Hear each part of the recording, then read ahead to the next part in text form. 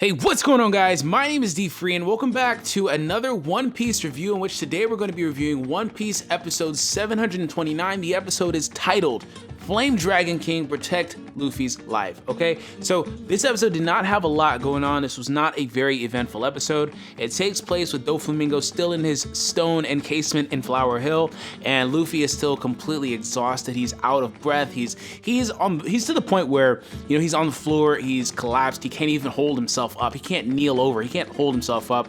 And what's really sad is that I don't think I touched upon this in the last episode review.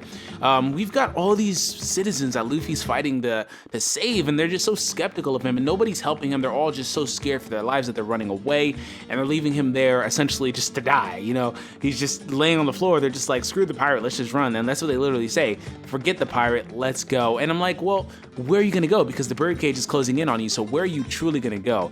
You know, and that's just really fucked up. It really is fucked up, to be honest. But you know, from there, what happens is the guys from the Coliseum show up. Got the Coliseum announcer, or commentator, whatever the fuck you want to call him. He shows up and he's like, oh, that was you, right? I knew it was you. I knew you, because no, not too many small guys could be that powerful. And Luffy says, hey, I need 10 minutes, because in 10 minutes I will be able to recover my haki, and with my haki I'll be able to deliver a finishing blow to Doflamingo, and I'm sure of it. And Luffy promises that he will beat Doflamingo. So all the gladiator guys show up, and at this point Doflamingo is pretty much free of from being trapped within Flower Hill. He started using his string ability to repair his internal organs and heal himself a little bit, as he's been doing this whole time. And he's like, yo, I'm ready. He jumps down, and the guys from the Coliseum step in his way, allowing Gyatso and half the other guys to make a break for it. Okay, so they're running away. Gyatso is holding Luffy. Luffy's just completely beat up. He's exhausted.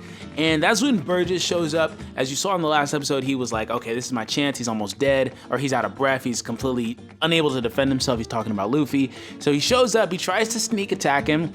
And Sabo had been heading towards Luffy anyway, because he noticed that Luffy was almost out of haki, and he happened to be there, and he jumps in, stops Burgess from essentially stabbing Luffy to death, and he interferes. And at that point, Luffy and Sabo have their first interaction since the Coliseum, which is like, what, 40 plus episodes ago.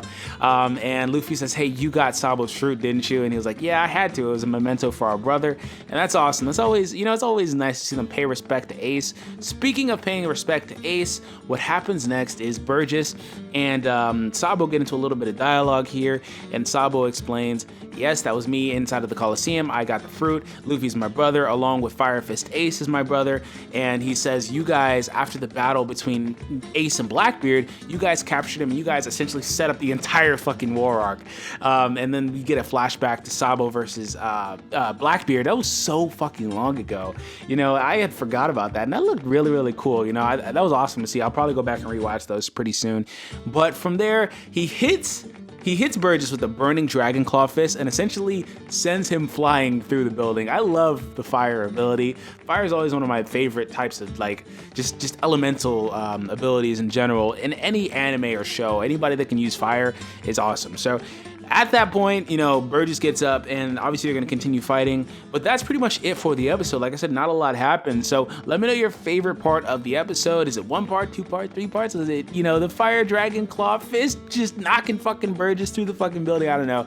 But throughout the whole episode, Luffy was he's beat. Okay, so that is for me.